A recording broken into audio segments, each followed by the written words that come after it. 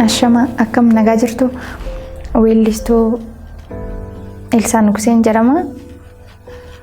Egaa kan dhaladhee guddadhee godina Shawaa Kaabaa magaalaa Dabra Tsigeetti achumattiin baradhee guddadheetiin gara yuunivarsiitii galee yuunivarsiitii anan baradhee computer science-dhaan eebbifamee achi xumureen ba'e. Egaa amma nan itti argamu hojii aartiidhaan baandii Odaa Nabii keessatti hojjechaa argama. Har'a kanan asitti argame wanti isin qooduu barbaadu waan jiruuf aartii waliin wal qabsiisee challenge jechuun sadarkaa kana ga'uudhaaf kanan dabarsee dhufe maal akka ta'e isin qooduudhaaf argame. Egaa ani sirbaan jalqabe jechuun yeroo daa'imummaa kiyya jaalala muuziqaadhaaf qaba nan dhaggeeffadha. Agas mara garuu gadi fageenyaan waa'ee muuziqaa beekumsa isaallee hin beeku. Isteejii argadhee tanan hojii sirba sanillee dhiyeessuudhaaf anan carraa argadhee yuunivarsiitii Baddoolaabuu keessatti jechuun qophiilee adda addaa ni hojjenna. Sirboota sabaaf sablammii adda addaa ni yaala ture. Ergasii achi ba'ee hojii eebbifamee saniin hojjechaa ture. Akka carraa ta'ee baandii Jahan Galaan keessatti weellistuu shamarranii ni barbaadan ture. Achitti dorgommiin dhiyaannaan weellisaa Ammarraa Nugsee jedhamu isatu beeksisni akka ba'e natti himnaan achitti dorgommii jechuudha. Dorgommiin isaa immoo giddugala aadaa fi turizimii Oromiyaa ture. Dhugaa dubbachuuf waa'ee muuziqaa gadi fageenyaan hin beeku. Dorgomtoota baay'ee turanii anis yaa jaalala waan hin qabuuf qofan achitti dorgomee jechuudha. Yommuu dorgomu baay'een itti gammade jechuun tokkoffaa ta'eetiin hin darbee ijoollee ciccimoo wajjin dorgomee tokkoffaa ta'eetiin hin darbee tanan baandii Jahan Galaan keessatti qacaramee jechuudha. Baandii Jahan Galaan keessatti qacarameetiin yommuu hojjedhu akka carraa ta'ee sirba kamisee shubbisaaf ni barbaadu ture. Kanaaf sirba kamisee san naaf hojjetame. Sirbi shubbisaaf hojjetame sun immoo uummata kiyya wajjin wal na barsiisee jaalatamaa ta'ee bareeda ta'e jechuudha. Ergasii iddoo hojii jijjiiree tanan baandii Odaa Nabii Dukamittiin achitti immoo hojjechuun eegalee jechuudha. Ammas taanaan achitti hojjechaa tanan jira. Egaa gara aartii ergan dhufe kana amman dandeettii kootii sirboota waggaadhaan sirba tokko gadhiisuudhaaf yaalaa jira. Egaa adeemsa kana keessatti challenge guddaatu jira. Especially dubartiidhaaf ulfaachuu danda'a. Jechuun wanti hundinuu hojiin hundinuu salphaatti hin milkaa'u. Challenge baay'ee qaba. Kanaaf hojii kana hojjechuudhaaf waan baay'ee bu'aa baay'eetu jira. Garummoo jaalala waan hin qabuuf aartii kanaaf jechuun hojjechuudhaaf illee fedhii guddaa waan hin qabuuf uummata kiyyaafis waan bareedaa ta'e waan nama gammachiisu waan dorgomaa ta'e akkasumas aadaa fi seenaa duudhaa keenya waan ibsuu danda'u hojjechuudhaaf fedhii waan hin qabuuf amman danda'ee yaaleetiin hojii tokko hojjedha jechuudha waggaadhaan. Egaa hundi keenyayyuu wal beekna. Sirba weellisaan tokko sirba hojjetee waa tokko fayyadamuu qaba. Weellisaa qofa osoo hin ta'in hojjetaan kamiyyuu waan hojjetu saniif jechuun irraa waa argachuu qaba, irraa waa fayyadamuu qaba. Maaliif wanta san kan xaaru irraa waan argachuuf waan ta'eef nuti bira garuu waan akkasii sun hin jiru jechuun uummanni keenya bal'aadha, uummanni keenya baay'eedha. Sirbi keenya garuu hin daawwatamu. Kanaaf faayidaan keenya immoo isa ture. Yaa ta'u rakkoo hin qabu uummanni keenya immoo otoo support nu godhe waan akkasii sun otoo jiraate bareeda. Anillee jechuun isaaf jedhee osoo hin ta'in anan hojjechaa jiru waan fedhii qabuuf waan jaaladhuuf bakka waan adda ta'e uummata kiyyaaf dhiyeessuu waan hin barbaaduuf isaaf haala kanaan garuu otoo wal gargaarree otoo support gochaa deemne bareedan jedha. Akkasumas immoo dubartii ta'uun xiqqoo ulfaataadha gama artii kanaan waggaa dhufnu challenge baay'ee qaba. Akkasumas immoo dubartii fakkeenyaaf amma ijoolleen ciccimoo baay'ee jiru dubartoonni baay'ee amma dubartoonni dhufaa jiran jechuudha.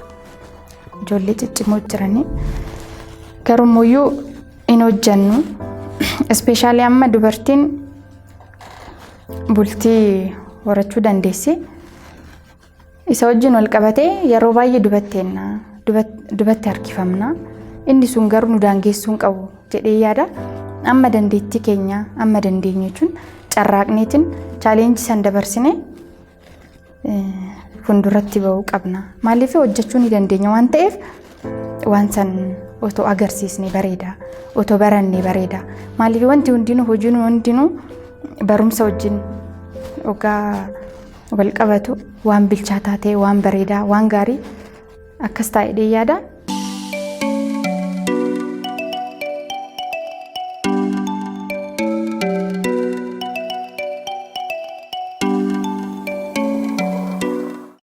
Egaa daa'imummaa kiyyatti yeroon sirba sirbuu san jechuun sirboota adda addaa dhaggeeffachuu waliin sirbuu baay'een jaalladha ture. Maatiin kiyya immoo kana laaleeti sirban barbaadu san naa bitaniit kaseetti san naa bitanii naaf kennuyyuu naa fidanii ture. Yeroo sani haalli jiru akkas ture. Egaa ergan eebbifamee bahee immoo hojii artii kana jalqabee booda xiqqoo koomiin jira. Koomiin sun immoo maalinni akka waliigalaas ta'uu baatu yeroo tokko ilaalcha artistootaaf jiru waan badaa ta'e ni jira. Kanaaf isaan immoo waa'ee artii kanallee gadi fageenyaan waan hin beekneef qofa akka artii kana hojjedhu baay'ee nan jajjabeessanii jechuun isuma hojii eebbifamee saniinan akkan hojjedhu akkan of danda'ee bulu isa san barbaadanii agasmarallee nan dhiibanii jechuun anis immoo fedhii guddaa waan hin qabuuf artii kanas dalaguuf waan hin barbaaduuf anis fedhii kiyya waliin deema. Ispeeshaal immoo sirba kamisee irratti moodeelii ta'ee naaf dalagee sun inni obboleessa kiyya. Inni baay'ee na deeggara. Artiidhaaf illee jaalala qaba. Kanaan boodas inni illee gara artii kana inni dhufanatti fakkaata kamii hin laalla. Jechuun sirba jalqabaa sanillee isa waliin dalagne. Kanaaf ammas fedhii guddaa qaba. Akkan hojjedhullee ammas taanaan kan na deeggaraa jiru kan na jajjabeessu isa waan ta'eef gama maatiitiin jiru. Kanaaf wanti asitti dubbachuu barbaadu maayinni namni hundinuu jechuun dandeettii isaatiin fedhii isaatiin deemuu qaba jedhee yaada malee jechuun waan dhibbaan irratti ga'eef dirqama kana hojjechuu qabda. Dandeettii hin qabaanneen hojjetee jijjiiramanii fidee yaadu. Ani lafa ka'eetiin shubbisaan taa'uun jedhee dandeettii san hin qabu taanaan shubbisuu hin danda'u. Waan bareedaa ta'e, waan gahaa ta'e, bilchaataa ta'e dhiyeessuu hin danda'u waan ta'eef namni kamiyyuu dandeettii qabu waan saniin ba'uudhaaf deeggarsa ni barbaada. Kanaaf dubartoonni ciccimoon illee jiru jedheen jira. Maatiin immoo kan hin jaalannis waan jiraniif jechuun dandeettii qabani taanaan otoo akka hojjetan deeggarsa godhaniif maatiin otoo deeggarsa gootaniif hin jedha. Maaf ijoolleen ciccimoo waan jiraniif ergaa kanan dabarsa. Egaa namni kennaa adda addaa qaba jechuun dandeettii mataasaa adda addaa qaba. Kan walaloo barreessuu danda'u, yeedaloo hojjechuu danda'u. Kan yeedaloo hojjechuu danda'u immoo walaloo bilchaataa ta'e achirratti hojjechuu danda'u ta'a. Egaa hangafoonni keenya weellistoonni ciccimoon baay'ee jiran waan ta'eef dandeettii akkasii qabanii dandeettii walaloo fi yeedaloo barreessuu ijoolleen qaban waan ta'eef waan bareedaa ta'e jechuun waan hojjechuu dandeenyu waan uummata keenyaaf adda ta'e waan hojii addaa ta'e hojjannee ba'uu dandeenyu waan akkasiisaniin otoo nu cinaa dhaabbatan otoo sappoortu nu godhan dheetiin dubbadha. Warri keenya otoo nu cinaa dhaabbatan jechuun fedhii qabnu irratti hundaa'anii otoo nu gargaaran. Egaa akkuma dubbadhee waggaa waggaadhaan sirba tokko nan baasee een jira. Sirboonni suni jechuun bareeda gahaadha jedheetiin yeroo sanitti itti amanatti nan hojjechaa jira. Ammas hojii haaraa gadhiiseen jira. Maalni wanti dubbachuu barbaadu wanti sun amma naaf gahaa ta'ee miti maaliif kana caalaa moor waan bareedaa ta'e waan uummata koo gammachiisuu danda'u waan aadaa keenya seenaa keenya ibsuu danda'u kana caalaa bilcheessitiin fuulduratti hojjechuudha fedhii guddaa ta'een qaba. Kanaaf kun immoo chaalenjii guddaa akka qabuun beekaa. Isa san immoo rabbi waliin darbeetiin sadarkaa san irratti ga'uudhaaf ni yaada. Kanuma wajjin wal qabsiiseeti wantan dubartootaaf ergaa dabarsuu barbaadu. Barachuun keenya akkuma jiru ta'ee jechuun barumsi ni fayyada, dubbisuunis ni fayyada. Waan gaariidha jechuun sammuu keenya bilcheessa malee wanta hin miti. Kanaaf isa cinaa warri keenya kana hojjedha waan nun jedheef qofa haala isaan nu bocaniin haala isaan barbaadan karaa isaa barbaadan deemuu osoo hin ta'in fedhii qabnu saniin ba'uu ni dandeenya, hojjechuu ni dandeenya. Kanaan duras dubbadheen jira jechuun akka nama kamiyyuu dandeettii hojjechuu qabna waan ta'eef waan sana irratti hundoofnee otoo cimnee of keenya cimsineet otoo baanee otoo hojjennee jechuun barbaada. Isaan ala dhumarratti kaawwantiin jechuu barbaadu duraan jechuun maatiin keenyas na deeggaraa turan jedheen jira. Maatii koo guddaa galatoomaa. Akkasumas immoo namoonni na cinaa dhaabbatanii ispeeshaalii Kadir Yaasiin barreessaa walaloo fi yaadaloo kiyya jechuun yeroo baay'ee sababa adda addaatiin artii kanarraa dubatti harkifamuuf hin deema. Garuu immoo akkasitti akka hin taane kan na gorsu kan na cinaa dhaabbatu isa waan ta'eef guddaa galatoomaa jechuun barbaadani. Akkasumas immoo jechuun viidiyoo amma yoonaa hojjedhee san sadarkaa amma nuti jirutti akka hin ga'u waan adda addaatiin kan sappoorta na gochaa ture Salamuun Lammaa jechuun Odaa Production illee guddaan galateeffadha jechuudha. Dabalataanis akkan duratti ibsuuf yaalitti sirbi keenya uummanni keenya baay'eedha. Kanaaf sirbi keenya garuu hin daawwatamu. Fakkeenyaaf amma sirboonni biroo guyyaa sadiin torban tokkoon miliyoona 3 fa'aatti akkasitti ilaalamu. Keenya garuu waggaadhaan miliyoona 1 illee hin seenu.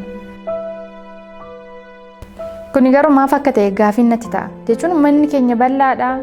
Amma dandeenyu uummata keenyaaf hojjechaa jirra. Kanaaf maaf akka hin ilaalamne anaaf illee gaafii guddaadha. Garuu immoo wanti nuuf beekamuu qabu nuti qarshii dhabennee yookaan immoo qarshii gahaa ta'e qarshii guddaatti argannee osoo hin ta'in fedhuma aartii guddisuu seenaa gaarii ta'e dabarsuudhaaf waan bareedaa ta'e uummata aadaa keenya duudhaa keenya waan san guddisuudhaaf fedhii guddaa ta'e waan of keessatti qabnuuf malee wanti fayyadamnu hagas mara hin jiru. Artistoonni Oromoo dubartoonni hin jiran waan akkasitu haasa'amaa ture waan ta'eef hin beekamnu ani maaf akka ta'e naaf hin galu jechuun artistoota Oromoo keessaa waggaa jedhamu yeroo baay'ee maqaa dhiiraatu waamama malee kan dubartii guyyaa tokko weellistuu akkanaa jechuun warri durillee jiranii garuu nuti hin beekna warri kaan garuu hin beekan. Kanaaf amma immoo ijoolleen ciccimoo jiranii Daangaa, Caaltuu, Margituu, Halimaa Abdallaa ijoolleen baay'ee jiranii. Kanaaf hojjechuu ni dandeenya otoo of daangeessuu baannee waan bareedaa ta'e waan adda ta'e hunda waliin dorgomaa taane hojjechuu dandeenya waan ta'eef dubartoonni keenya akka cimtanii akka of jajjabeessitanii jechuun barbaada. Galatooma.